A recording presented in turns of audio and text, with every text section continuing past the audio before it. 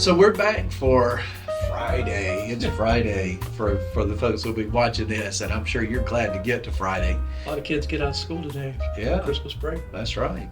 So we want to make the final jump from a history lesson that takes us up to the time of Jesus. And yesterday we left off talking about the Seleucid generals, 4 Seleucid generals. One of those was a general by the name of Antiochus Epiphanes. Yeah, so these are the folks who eventually inherit Alexander's kingdom. Right. And Antiochus Epiphanes, what does that mean? So Antiochus was a name, but Epiphanes, it's basically Epiphany. I am obviously a god. Yeah, God revealed. Yeah, I am God revealed. That's a pretty strong name to give yourself. Yeah, he was Antiochus Epiphanes IV, and he really took this to heart. Yeah. He really thought he was something. So he takes over, he inherits this part of the world that includes Palestine, Canaan, Israel, and he obviously thinks these people are backwards and they need help. So he wants to not only embarrass them, but he wants to completely wipe out any faith that they have.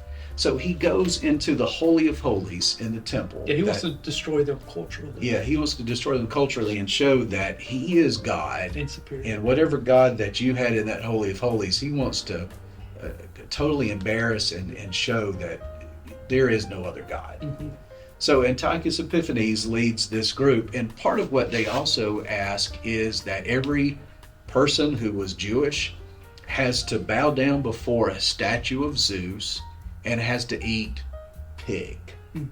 Now, as a Jewish person, there would be no more embarrassment. There would be no more just incredulous thing than to have to bow down before a false god and eat pork from which they're I am the Lord your God, you shall have no other gods before me. Right.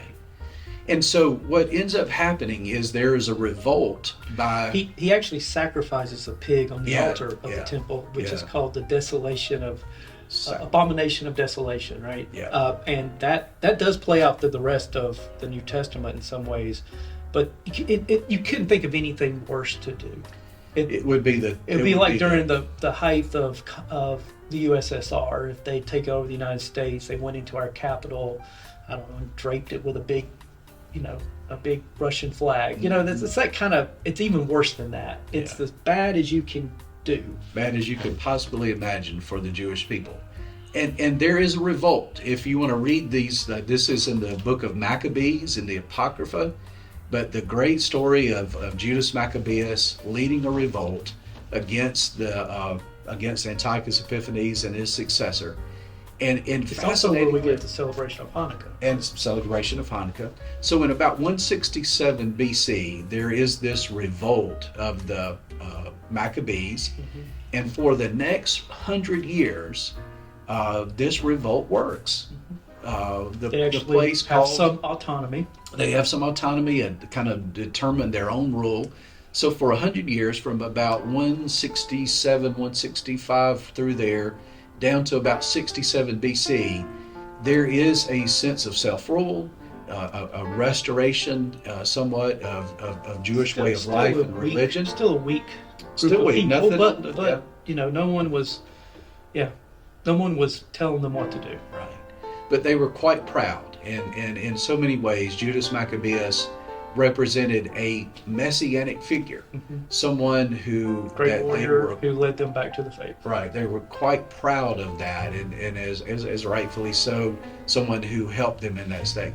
And then, Steve, the next great thing happens on the stage of world history. This little thing called the Roman Empire. The Roman Empire. I think it was the Roman general Pompey who comes through first, conquers the area.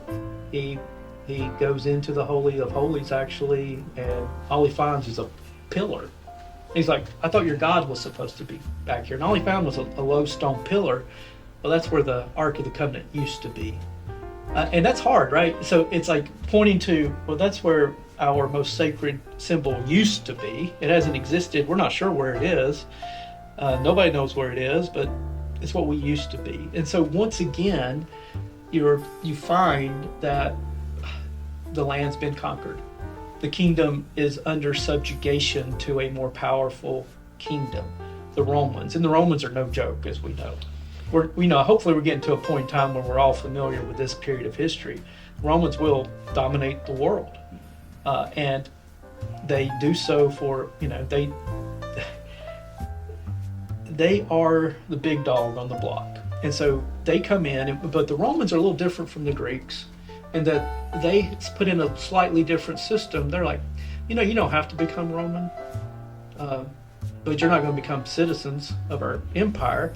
But what you can do, as long as you keep the money flowing, as long as you keep the tribute coming in, we will maintain peace. And that's what's known as the Pax Romana, the peace of Rome, which is, peace. Well, it's not probably what we think of peace. It is enforced peace with the legions being there to dominate people so that everybody keeps quiet. And the most important thing is that the payments keep going back to Rome. But Herod becomes a puppet of Roman rule. So what the Romans would do would be they would put up a puppet ruler, who and the way it would work would be like, hey buddy, you're from this region, you know what's going on here. If you will, here's your job. We're going to give you enormous power, but you make sure things run smoothly.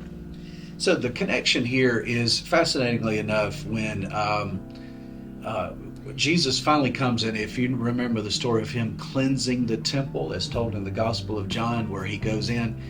This is a quote. Herod but before begins. we do that, though, but it's very important. Herod rebuilds the temple. Right. So the temple of Jesus' day was not the temple that Ezra and Nehemiah. It was same location, some of the same structures, but Herod expands it as a way to show his power. There's a quote in John chapter 2, verse 20. It says, "This temple has been under construction for 46 years, Yes, and sir. you will raise it up in 3 days." So that was Herod's construction project. Yeah, so Herod had been a long process, 40-something years of restoring the temple. And it was amazing, Yeah. by all accounts. Yeah.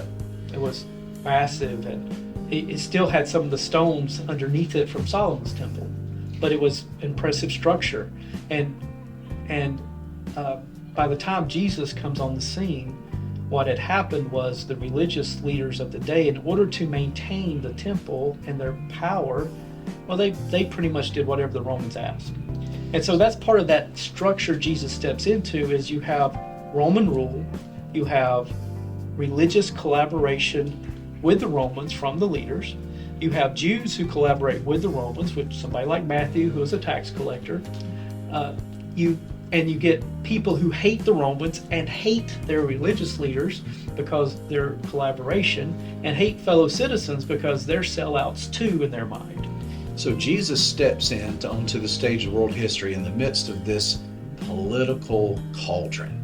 It is a cesspool of hatred and religious hatred and Factions, political intrigue. extremists. And everybody is still looking back to that Hasmonean period, to that time of the Maccabees, when they really wanted to restore their self-rule. And the idea is, if we could, and so there are a lot of people who think if we just could do what Judas Maccabeus did, that would get us back to what David did. So that's why David is so important, right? Because David is still the model for And what we need a Messiah, a messianic figure, to come back and restore back to the greatness of David, but also to the period of history that we just experienced, the 100 years in which we ruled ourselves. We want to kick Rome out, and we want to restore both the religious life, the political life. We need someone with a sword in one hand and the Torah in the other. And there were lots of figures who were raised up during that time. Lots of figures who claimed to be that Messiah. Who tried to start a revolt. Tried to start revolts. And so when Jesus walks onto the stage of human history, at about, fascinating enough, about 3 or 4 BC, that date is fascinating to me. Jesus walks into this. Born into this whole craziness. But that's why it's so important that we have to understand, how did we get here? Jesus didn't just parachute in. Jesus is born lock, stock, and barrel into this Jewish life, into this Jewish expectation, into this world in turmoil. Mm-hmm. So therefore you get a silent night. Yeah. So instead of God shouting down, clear, this, stop it, straighten up, God shows up in a baby. Yeah. last week we talked a little bit, that's your plan. And when you think about all these problems that were besetting the Jews, your answer's that? So maybe next week we'll talk a little bit more about the fascinating dichotomy of a world in turmoil and a message of Jesus who comes and says, you know, the world's answer is not in more violence or in hatred, but in a self-giving love. Right, and to be born into this world that is based on violence, based on control, domination. So Jesus turns it upside down. So that image of a child is the answer.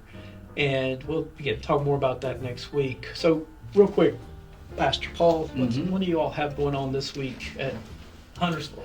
Well, it is our usual services, 8:30 and 10:30 on December the 18th, but lots of music that I think is going to draw you in and remind you of the beautiful, the silent nights and all of those beautiful songs that we sing at this time of year. I hope you'll understand them in their context, but that's... So it's the story told, through music. Yeah. Through the arts. Similar thing at Denver. We are only having our 9 a.m. and 11 a.m. service. So no 8:15 service this week. We are having our choir cantata at 9 and 11 in the sanctuary. So hope to see you all there. It's going to be amazing. So look forward to what our choir and handbell choir and the rest of our musicians have been working on. We managed to cover 500 years of history in about 30 minutes, so we did okay. Yeah. I don't. That will pass any exams. Yeah. Thank you. Thank you for joining us.